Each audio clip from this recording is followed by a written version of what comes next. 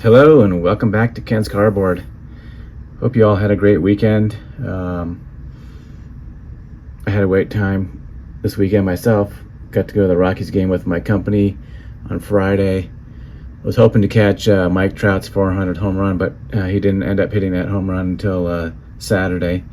It was pretty cool. I just watched a video of the fan who caught it, and he traded that 400 home run ball for some bats and some autographed balls for his family. So that was awesome to see that from the fan here at Coors Field. So, but today I'm here to talk about football. I know a lot of people watch baseball on my channel. I also am a Broncos fan, watch football, hockey fan, Avalanche. Avalanche had their first game tonight, preseason game.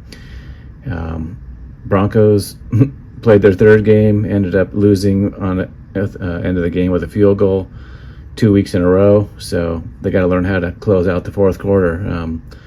So can't have a 3-and-out when you got the ball and you have a tie game. you got to make some plays. So one guy that used to make plays is this guy right here, Dan Marino. So when I was a kid, growing up in California, I didn't really have a favorite team at the time. I think that there was no football team in Southern California when I was growing up. I forget. I think the Rams were there, and then they went to St. Louis, and then at the time the Raiders were in Oakland. So I became a fan of Dan Marino, the Dolphins. Actually, I became a fan of the Dolphins in like 81 or so, around there. And I think the Dolphins went to the Super Bowl in 1982 with their quarterback, David Woodley. I always liked the team colors and the orange and blue. And I remember I worked for a hardware company, and the Dolphins played, I think it was in the Rose Bowl. And the hardware company that I played also had sold paint. And one of the brands of the paint companies, they sold the paint that they used to paint the football field for the colors for the Super Bowl, and it was the Dolphins. I think Dolphins versus the Redskins, I believe, in 1982. If my memory serves me correctly. I'm not looking back at the internet, but anyways, I became a fan of the Dolphins, and then they got this quarterback in the first round. I think it was the 27th pick. Dan Marino was selected by the Dolphins, and then he ended up getting Rookie of the Year in 1983, and had some great seasons. So I started collecting Dan Marino at the time. These cards I picked up. This one I picked up at the National in Cleveland last year. This card I picked up. I always liked the design of this card. 1985 tops. Picked this. This is his second-year card. I actually don't have Dan Marino's rookie card. I've been looking at it, and it's not high on my priority list.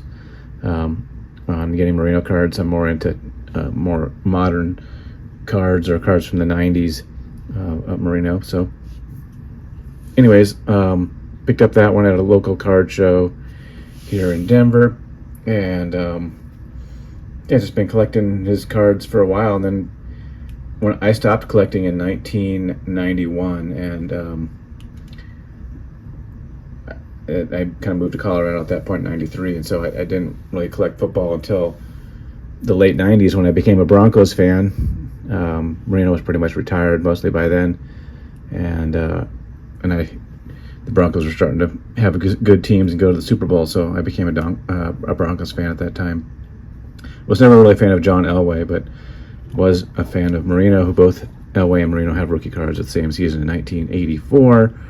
From their 83 rookie season. So I went through my binders, and I have a couple pages of Dan Marino cards. And I don't have a ton of Marino cards, but I'm going back to my childhood and collecting cards from my childhood. That's kind of the joy that's bringing me with collecting these days, is going back to my original heroes in sports and in football and in baseball. Like, I've been collecting Bo Jackson cards recently, as you see in some of my videos, and then I went back to football to see what I'm interested in collecting in football, and I looked at my Dan Marino collection. So maybe I'll go back to basketball one of these days. We'll see. I was a basketball fan when I lived in California. I lived in Northern California. Went to a lot of Sacramento Kings fans or Kings games, even though they were never that good. So, anyways, here's my binder pages. Here I got the 86 tops, 87. No, yeah, 86, 87, 80, 89, I think, and 90 tops cards there. I got an 89 score, 89 pro set, 90 pro set, 90 Fleer, 91 upper deck. I love this card in the snow. Probably playing in Buffalo or something. I don't know that specific game, but just love these card designs. I love this card here, this pro set. Awesome. And then in 1992,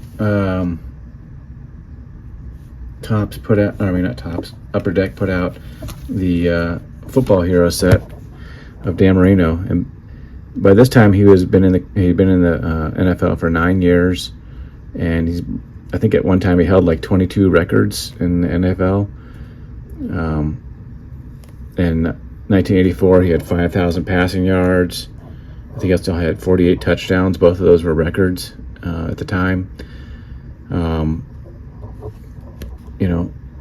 Here's this, got to the Super Bowl 19 in 1984. Unfortunately, they lost to the 49ers. At that time, I lived in Northern California, I just moved to Northern California, and I was not a 49ers fan at the time, so I was upset that the Dolphins lost that Super Bowl. Shout out to my buddy Brad, 8671, fan of Dan Marino and the Dolphins, who are having a horrendous season. They're already 0-3. But yeah, check out this awesome pose here. Still counting. I think Dan Marino's still like in the top 10 for yardage of all time. He's also top 7 for touchdown passes, I believe. He's been passed by all these greats, Manning and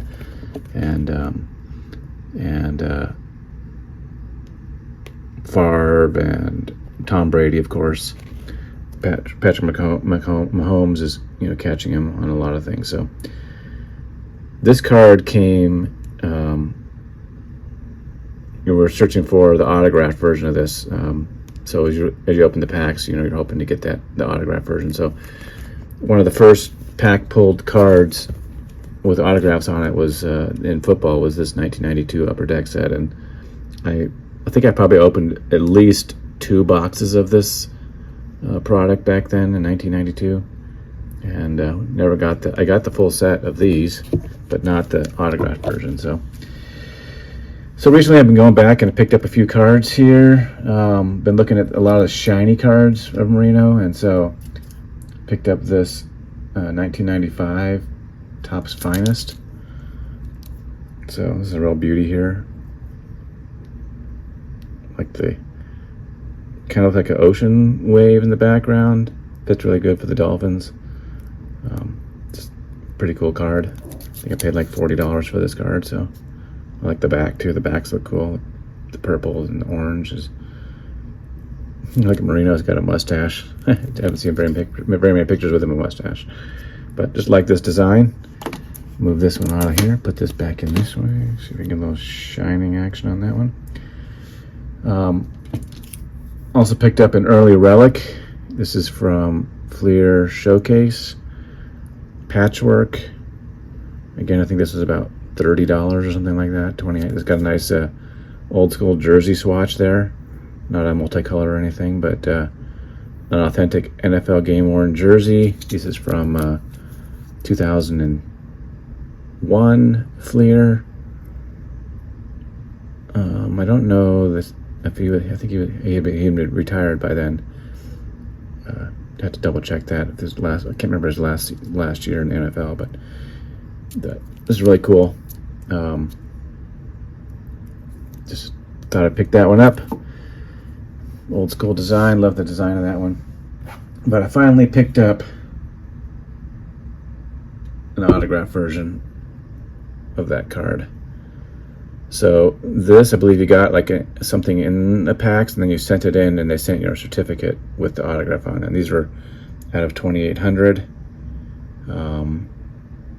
He signed it with his jersey number.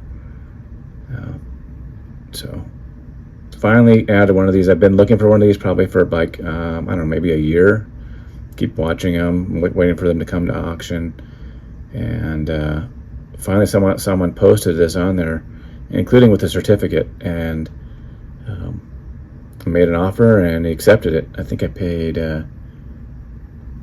$320 for this, so I was happy to pick that up. I think he had it listed for $350, so I made an offer and accepted. I was worried it was going to be snatched up. I had looked on there kind of like a month or so before that, and one that was listed for $300, and I went and I was searching back and looking to see if that was a good price. By the time I got back to it, it was gone. So these came with a little hologram on the back here that also matched what was on the certificate. Since this was more than $250, it went through the eBay authentication. It was in a screw down at the time. When it came to me, it was not in a screw down, and apparently either the certificate got lost at eBay, at either eBay or at PSA when they did the authentication. So, and I messaged the seller. He said he wasn't sure he had it or not. So no certificate of authenticity from Upper Deck. So bummed about that, but still got the card and happy to add my first Dan Marino autograph to my collection. So this is a kind of a dream card for me. Glad to add it to my Marino collection, and I'm still on the hunt for some Marino cards. So